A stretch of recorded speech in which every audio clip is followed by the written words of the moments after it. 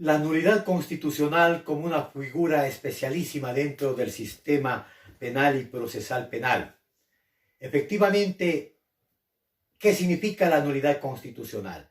Significa retrotraer a un momento determinado de un proceso penal o de una fase procesal, inclusive preprocesal, cuando se cumplen los requisitos para declarar la nulidad constitucional. ¿Cuándo, cómo y hacia dónde presentamos la nulidad constitucional? Vale indicar que un proceso penal tiene sus fases y tiene sus etapas. La fase preprocesal, la fase procesal penal, la etapa de instrucción fiscal, la audiencia preparatoria, la etapa de juicio, la sentencia, y esta tiene que ser apelada ante la Corte Provincial de Justicia de una de las provincias de nuestro país.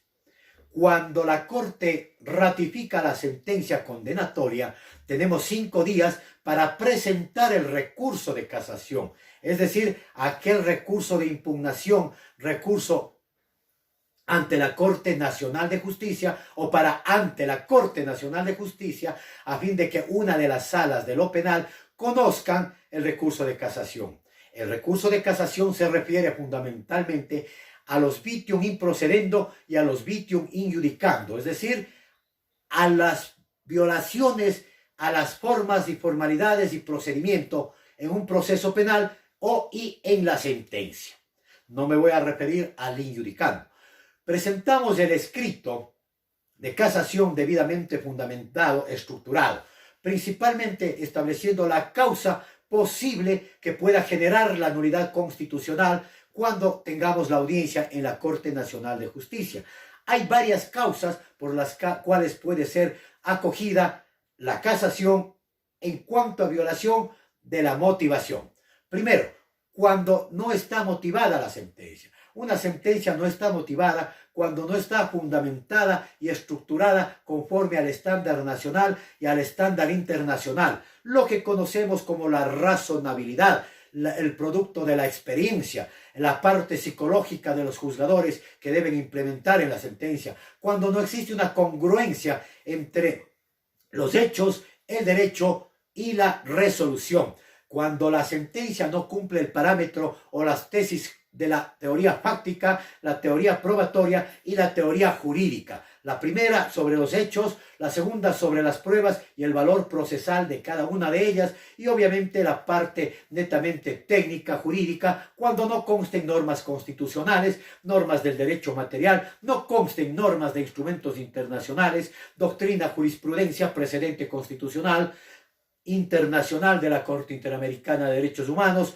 Ahí esa sentencia no está debidamente estructurada, por lo tanto no está fundamentada y no hay motivación. Debe y generalmente es declarada en nulidad constitucional. El efecto es que al declararse la nulidad se repite la audiencia en la sala, con diferentes jueces, en la sala de lo penal que se haya hecho la audiencia de apelación, repitiéndose la audiencia, llamémoslo así, se retrotrae a ese momento procesal. Otra de las causales para declarar la nulidad constitucional también es la violación al trámite establecido por la ley, es decir, la violación al principio de legalidad procesal penal, cuando no se han cumplido las formalidades, los requisitos, como por ejemplo una falta de notificación para una diligencia, la falta de notificación al abogado defensor para que lo represente en tal o cual actividad dentro de la defensa penal, como bien pudo ser una audiencia de flagrancia, bien pudo ser una audiencia preparatoria, una audiencia de sustitutiva de la prisión preventiva, de apelación a la prisión preventiva, o cualquier otra diligencia o cualquier otro tipo de defensa penal, violentándose precisamente a aquella disposición constitucional y a las garantías internacionales sobre la protección fundamentalmente de la tutela judicial efectiva, la seguridad jurídica y el sistema procesal, tomado como un medio de realización de la justicia y la protección de las garantías precisamente procesales a los que nos hacemos referencia. Luego de ello, también hay una de las causales cuando no cumplen los principios procesales y los principios de las garantías judiciales o el irrespeto al debido proceso. ¿Cómo sería la falta de imparcialidad de un juzgador cuando un juzgador no presenta su excusa, cuando hay causales para hacerlo, cuando una de las sentencias o en alguna diligencia, alguna audiencia, las resoluciones no consten la firma o las firmas de los jueces que conocieron las causas y no conste también, obviamente, la razón sentada por el secretario. Es decir, cuando la sentencia viole el trámite establecido precisamente en la ley, en la Constitución y, por supuesto, las formalidades para ella. También viola la ley cuando hace referencia a la falta de competencia de un juez. Por ejemplo, hay falta de competencia en razón del fuero, en razón del territorio, en razón de las personas. También se incumple esa situación y por ende puede ser declarada la nulidad constitucional. Además, cuando se ha violentado el plazo razonable.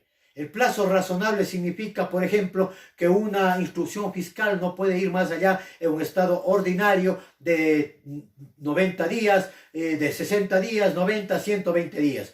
Y hay diligencias que solicitan luego de esa etapa, de esa fecha en la que se cierra la instrucción fiscal, pero se ha dado trámite, se ha continuado, se ha llegado a la preparatoria, a la etapa de juicio y se ha dictado inclusive sentencia, llegándose a la apelación. Ahí cabe también la nulidad constitucional porque se ha violentado cuando la Constitución dice que tampoco no se puede juzgar a una persona sino conforme leyes preexistentes y de acuerdo al trámite propio de cada procedimiento. Ahí cabe declarar la nulidad constitucional en cuanto al improcedendo.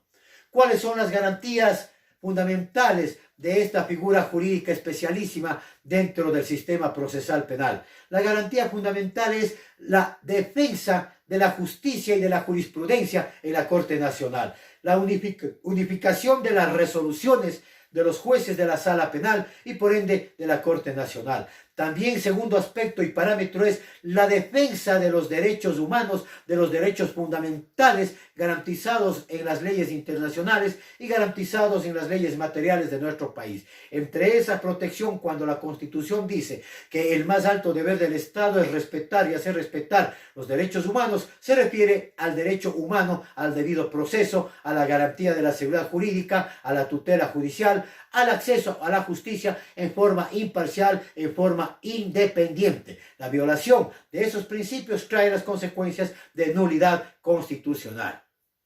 Por último, las sanciones que son fundamentalmente para los jueces que no consideraron esas violaciones al trámite, que no consideraron esas violaciones a los derechos humanos, pero también hay un tema cuando las pruebas han sido obtenidas fundamentalmente violándose los derechos humanos mediante la tortura, mediante el engaño, mediante la presión psicológica. Y obviamente hay casos en los que no se cumplen los principios de imparcialidad de los jueces. Más bien sirven de brazo vengador de cierto poder político o ciertos poderes políticos. Ahí también procede la nulidad constitucional. Llegándose entonces a violentar lo que nuestro Código Orgánico Integral Penal, nuestro Código Orgánico de la Función Judicial y nuestra Constitución, en concordancia con las leyes internacionales, protegen. ¿Qué protegen? Las garantías judiciales, entre ellas el plazo razonable, el debido proceso, obviamente también el error judicial y una mala administración de justicia. En este sentido, se llega a la nulidad constitucional, logrando de esta manera conseguir obviamente que el proceso se retrotrae. En la práctica, muchos de los casos han declarado la nulidad constitucional desde flagrancia, desde la audiencia preparatoria, desde la etapa de juicio, pero en el 90% de los casos se lo declara desde la audiencia de apelación de las Cortes Provinciales. Gracias, amigos, continuaremos en estos tips en vivo, siempre en vivo, temas que no hay en la dogmática, que no hay en la teoría, ni tampoco hay en el internet, temas prácticos.